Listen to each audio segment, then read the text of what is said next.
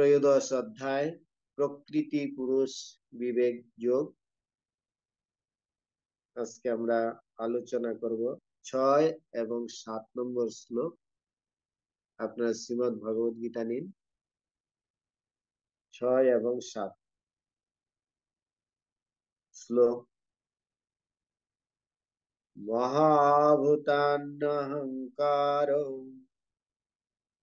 বুদ্ধিরব্যক্তমেব চ ইন্দ্রিয়াণি দর্শনৈকং চ পঞ্চেন্দ্রিয় গোচরা ইচ্ছাদেশ সুখম দুঃখম সংঘাতশ্চেতনা ধৃতি এতৎক্ষেত্রং সমাসন সবিকারো মুদারিতম মহাভূতান্নহংকারঃ বুদ্ধিরব্যক্তমেব চ ইন্দ্রিয়াণি দর্শনৈকং চ পঞ্চকেন্দ্রিয়গোচরা ইচ্ছাদেশ সুখম দুঃখম সংঘাতশ্চেতনা ধৃতি এতৎক্ষেত্রং সমাসন সবিকারমুদারিতম। শিল প্রভুপাদ কৃত অনুবাদ এবং প্রাঞ্জল তাৎপর্য। জগৎগুরু শ্রীল প্রভুপাদ কি জয়। পঞ্চ মহাভূত, অহংকার, বুদ্ধি, অব্যক্ত, 10 ইন্দ্রিয় ও মন, ইন্দ্রিয়ের 5টি বিষয়, ইচ্ছা, দেশ, সুখ, দুঃখ, সংঘাত, অর্থাৎ পঞ্চ মহাভূতের পরিণাম রূপ দেহ, চেতনা ও ধৃতি, এই সমস্ত বিকারযুক্ত ক্ষেত্র সংক্ষেপে বর্ণিত হলো।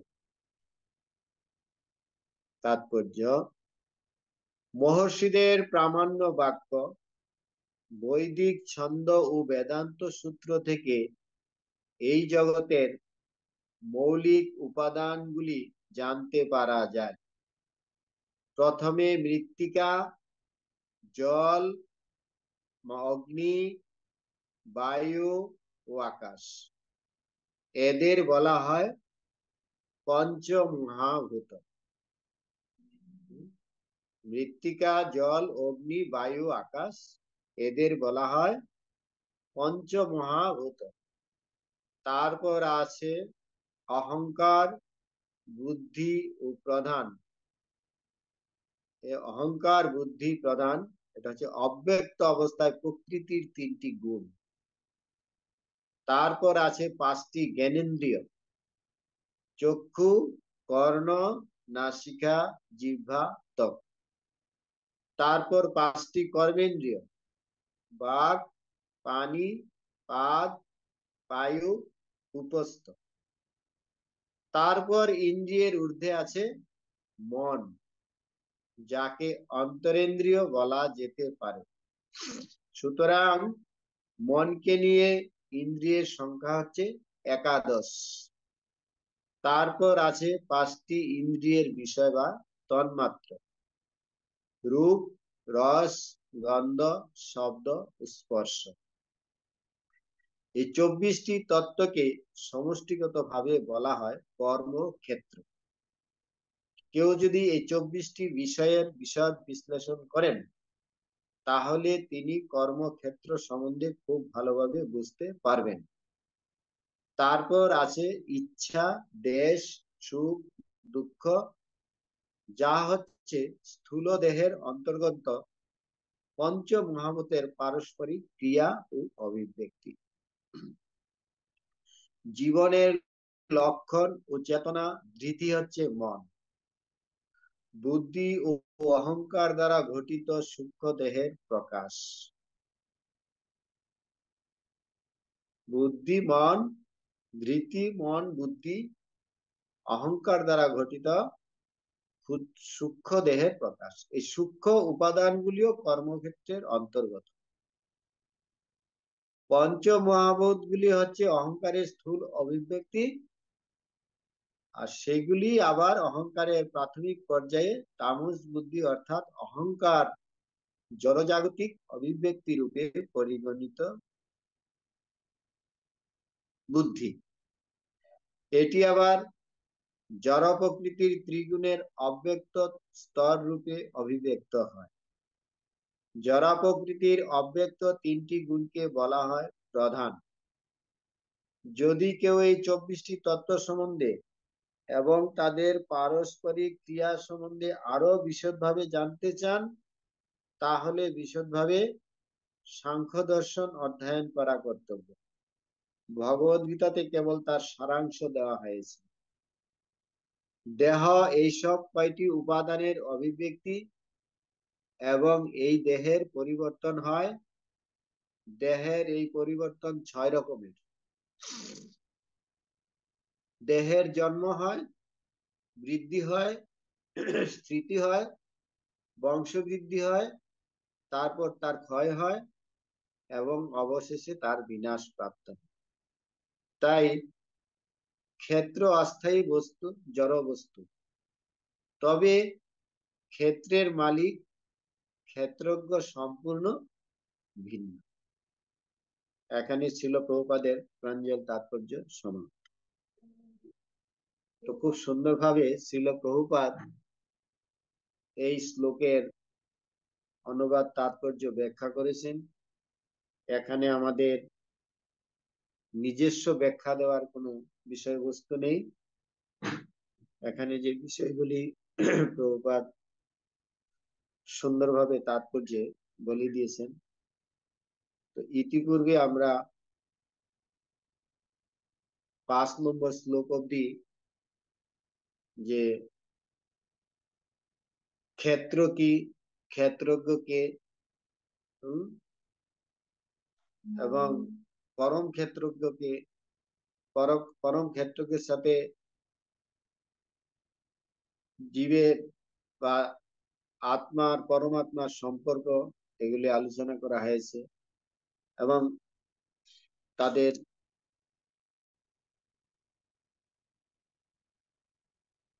বিভিন্ন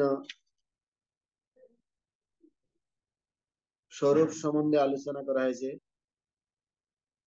আজকে এই ক্ষেত্রজ্ঞের ব্যাখ্যা এখানে এই শ্লোকে দেওয়া হয়েছে।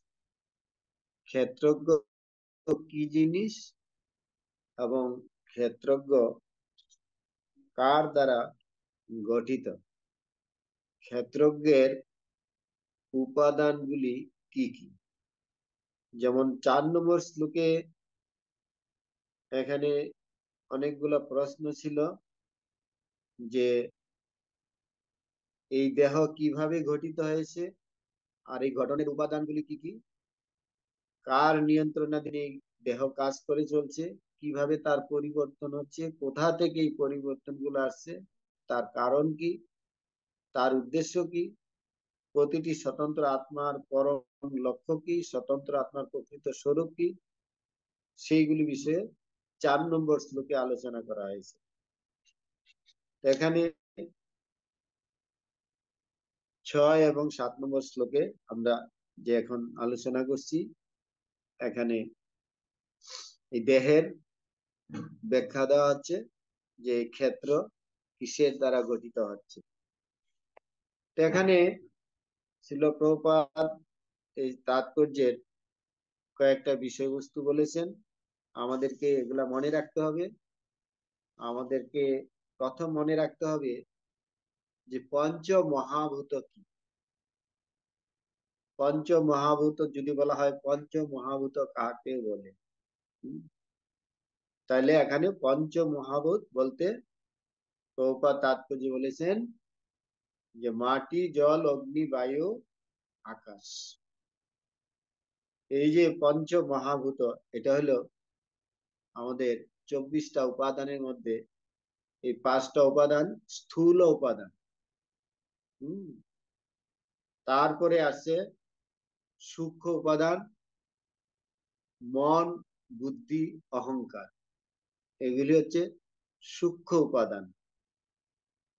পাঁচটা হচ্ছে স্থূল উপাদান, আর মন, বুদ্ধি, অহংকার এটা হচ্ছে সূক্ষ্ম উপাদান। এইভাবে পঞ্চ মহাভূত এবং স্থূল ইন্দ্রিয়, স্থূল উপাদান এবং সূক্ষ্ম উপাদান সম্বন্ধে আলোচনা করা হয়েছে। আর এই কর্মক্ষেত্রে মানে আমাদের এই দেহে যা যা উপাদানগুলি দিয়ে তৈরি হয়েছে, 24টা এখানে বলা হয়েছে, 24টি উপাদান দিয়ে এই দেহ গঠিত আছে। এই দেহের যে আমাদের যে গঠন, এখানে 24টি উপাদান দিয়ে গঠিত হয়েছে। আর এখানে আমাদের যে স্থূল দেহ আর সূক্ষ্ম দেহ, সূক্ষ্ম দেহ হচ্ছে মন, বুদ্ধি, অহংকার। আমাদের যখন জীবের মৃত্যু ঘটে তখন স্থূল দেহের বিনাশ হয়ে যায়, কিন্তু তার যে সূক্ষ্ম দেহ, মন, বুদ্ধি, অহংকার, তা আত্মার সাথে অবস্থান করে। মৃত্যুর পরেও, স্থূল দেহের বিনাশ হয়ে যাওয়ার পরেও আত্মার সাথে মন, বুদ্ধি, অহংকার, জড়স্তরে মন, বুদ্ধি, অহংকার আত্মার সাথে অবস্থান করে। কেন মন, বুদ্ধি, অহংকার আত্মার সাথে অবস্থান করে? যেহেতু এই জীবনের এই দেহে আমরা যা কিছু কার্যকলাপ করেছি, হ্যাঁ, আমাদের যত রকম চেতনা, ধৃতি, এগুলা সেই তাদের এই জীবনের কার্যকলাপ নিয়ে যাতে সে পরবর্তী জীবনে সেরকম আবার একটি দেহ ধারণ করতে পারে, সেইভাবে তার চেতনা, মন, বুদ্ধি, অহংকার নিয়ে সেই সূক্ষ্ম দেহ আবার আরেকটি স্থূল দেহ গঠন করে।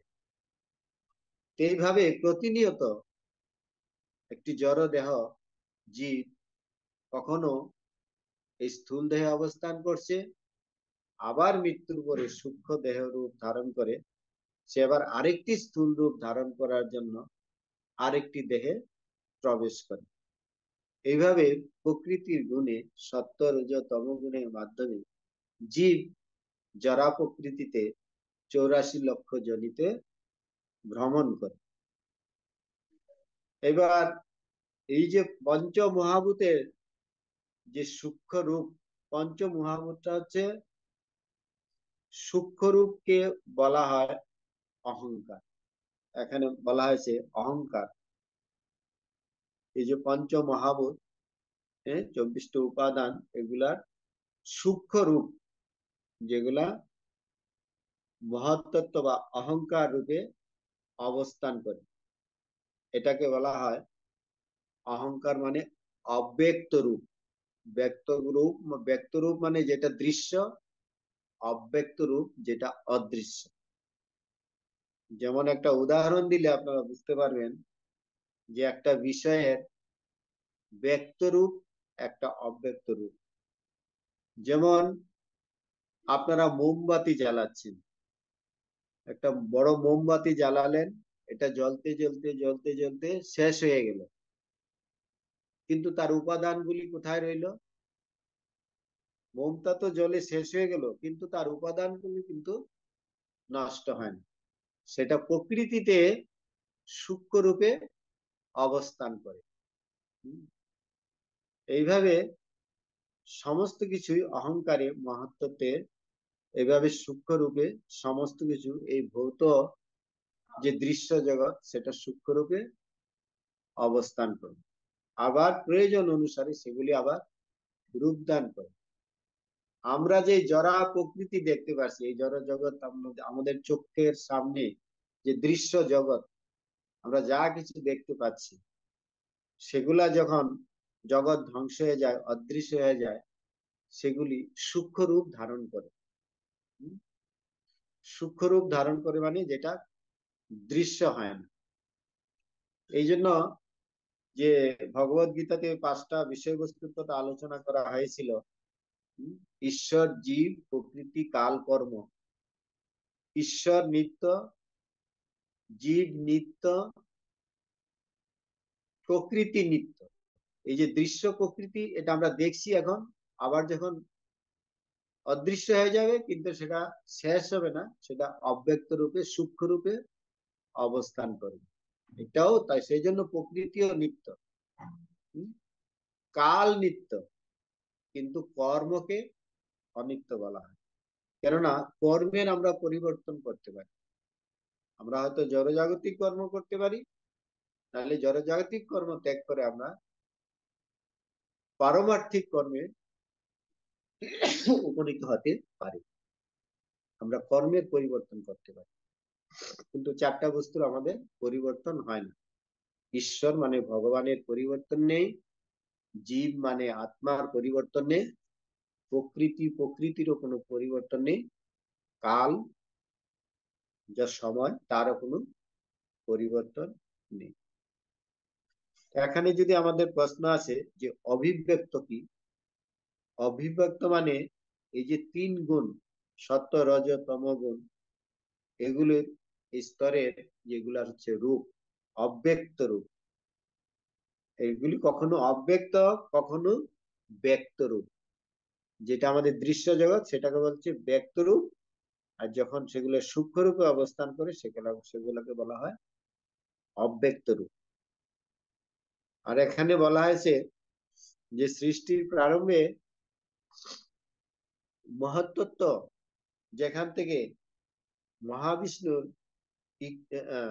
ইক্ষণের মাধ্যমে সমস্ত জরা প্রকৃতির যে উপাদানগুলি সৃষ্টি হয়, সেই সূক্ষ্ম অবস্থাকে বলা হয় প্রধান। মানে জরা প্রকৃতির অব্যক্ত রূপ। আর এখানে লাস্টের দিকে এই তাৎপর্য, খুব গুরুত্বপূর্ণ বিষয় আলোচনা করা হয়েছে, যে দেহ এই সব কয়টি উপাদানের অভিব্যক্তি এবং এই দেহের পরিবর্তন হয়। তাহলে এই দেহের পরিবর্তন হচ্ছে, আর এই দেহের পরিবর্তন কয় রকম হয়? 6 রকমের।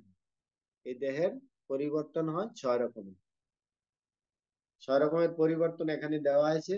দেহের জন্ম হয়, দেহের বৃদ্ধি হয়, স্থিতি হয়, বংশবৃদ্ধি হয়, তারপর তার ক্ষয় হয়, অবশেষে তার বিনাশ প্রাপ্ত হয়। এই দেহটা এভাবে 6 রকম পরিবর্তন ঘটে। দেহের জন্ম মানে দেহ মাতৃগর্ভে, সে সূক্ষ্ম অবস্থা থেকে দেহ গঠন হয় মাতৃগর্ভে, তারপরে তার ভূমিষ্ঠ হয়, হ্যাঁ, মাতৃগর্ভ থেকে তার বৃদ্ধি শুরু হয়, তারপর ভূমিষ্ঠ হয়, বৃদ্ধি হয়, তারপরে তা স্থিত হয়, একটা প্রাপ্ত বয়স আসছে, এবং সে কিছু বংশ বিস্তার করে। জীব 84 লক্ষ জনিতে জীব, যেরকম পশু পাখি কীট পতঙ্গ, সমস্ত জীব জনিতেই তারা বিভিন্ন রকম বংশ বৃদ্ধি করে।